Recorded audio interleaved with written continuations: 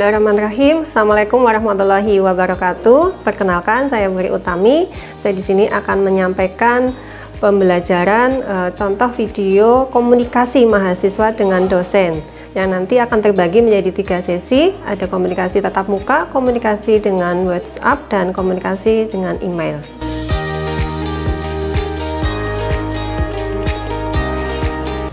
Assalamualaikum Pak. Waalaikumsalam.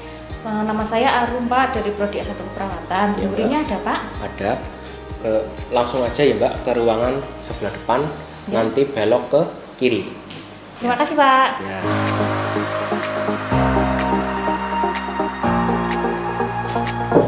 Assalamualaikum. Waalaikumsalam. Ya, silakan duduk Mbak. Bu, terima kasih. Ya, gimana? Nama saya Arum Bu, dari Ya. Prodi S1 Keperawatan semester 5. Gini Bu, saya mau bertanya, hari ini kan jam 1 siang nanti Bu Wuri ada mata kuliah tentang imunisasi Bu. Bagaimana Bu Wuri bisa mengisi? Oh ya, oke, nanti jam 1 di ruangan C104 ya. Insya Allah saya bisa mengisi. Dan tolong sampaikan sama teman-temannya. Oke, Bu, terima kasih. Nanti saya sampaikan ke teman-teman. Ya. Permisi Bu, Ya, Assalamualaikum. Waalaikumsalam. Baik, selanjutnya saya akan menjelaskan proses komunikasi mahasiswa dengan dosen melalui WA atau WhatsApp ya, yang saat ini sudah sering kita gunakan.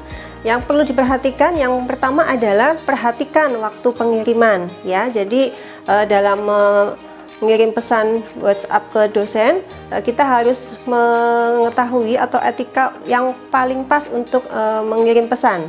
Karena itu tidak boleh di saat malam misalnya kita mengirim WA. Yang kedua adalah pilihan waktu pada saat istirahat atau jam beribadah sebaiknya dihindari. Dan kemudian lagi pengiriman di hari Minggu atau di hari bukan jam kerja itu tolong juga untuk dihindari. Selanjutnya yang kedua adalah salam pembuka.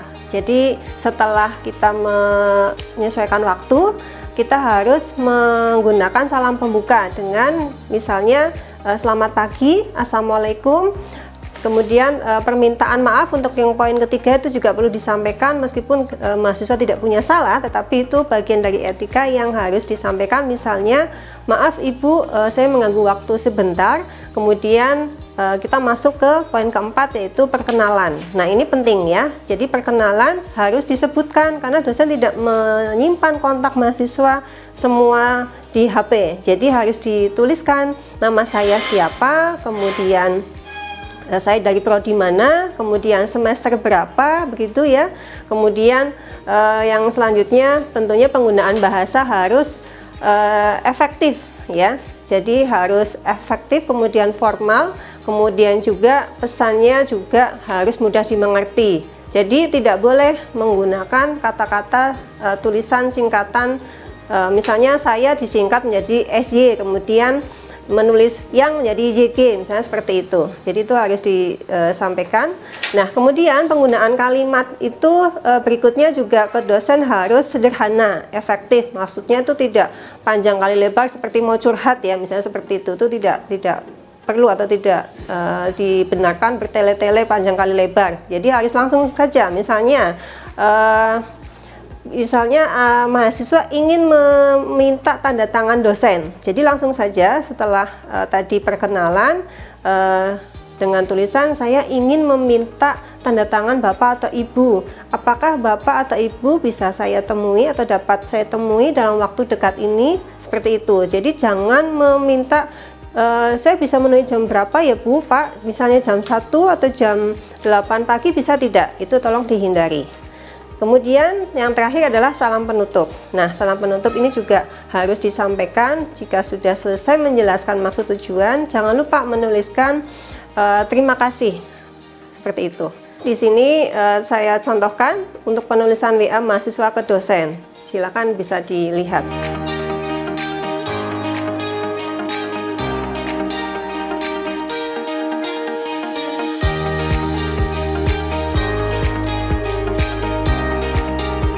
Baik, selanjutnya saya akan menjelaskan proses komunikasi mahasiswa dengan dosen melalui email.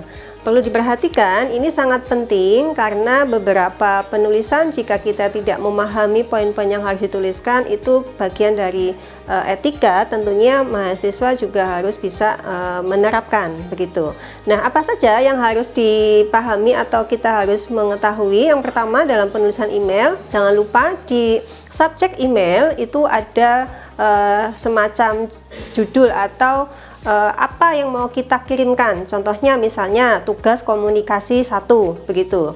Nah, kemudian tentunya dalam penulisan subjek atau mata kuliah yang ingin kita kirimkan, misalnya tugas mata kuliah komunikasi 1 itu harus tepat ya, tidak boleh ada tambahan misalnya tugas komunikasi 1 fik misalnya atau edit. Nah, itu yang kata-kata fik atau edit itu harus dihapus sehingga itu tidak membingungkan. Jadi yang disebut dengan tepat seperti itu. Yang ketiga, harus ada tulisan kata sapaan ya, jangan kosongan ya, kosongan cuman file dikirim begitu, jangan. Jadi ada tulisan sapaan, Assalamualaikum warahmatullahi wabarakatuh. Jadi itu ada tulisan seperti itu.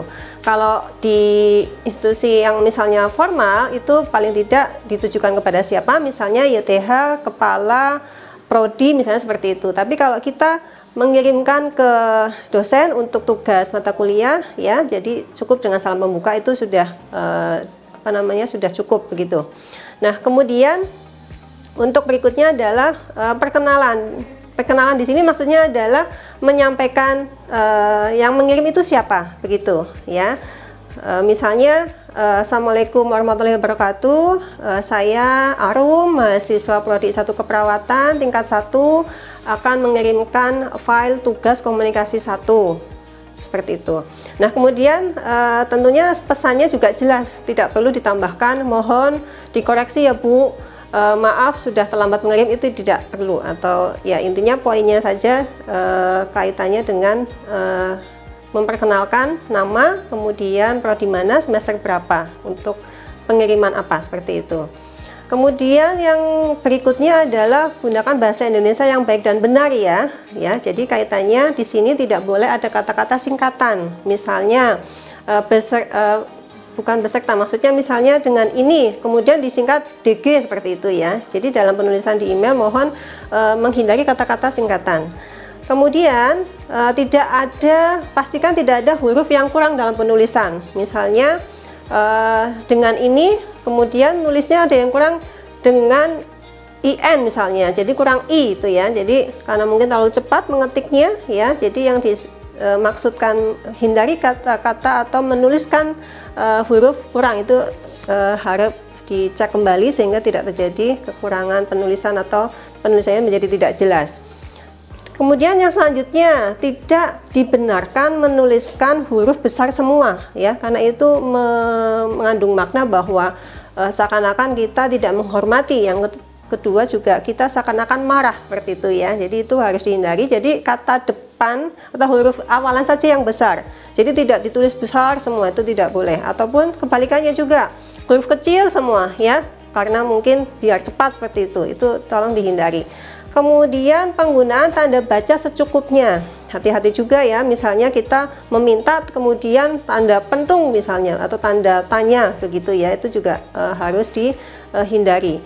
Berikutnya lagi adalah kalau sudah menuliskan yang disampaikan tujuannya apa, salam penutup itu juga harus dituliskan di bawahnya. Demikian pengiriman file saya, terima kasih. Nah, itu kata-kata terima kasih yang dituliskan. Kemudian lagi, kalau mahasiswa itu mengirimkan file ya, perlu ditambahkan juga ada penulisan saya juga mengirimkan file dan dokumen yang terlampir. Jadi itu harus disampaikan. Ya, contoh penulisan email silakan bisa dilihat dari format yang memang sudah seharusnya.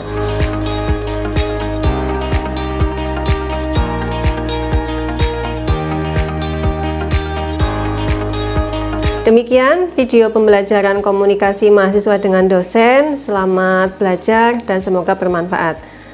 Assalamualaikum warahmatullahi wabarakatuh.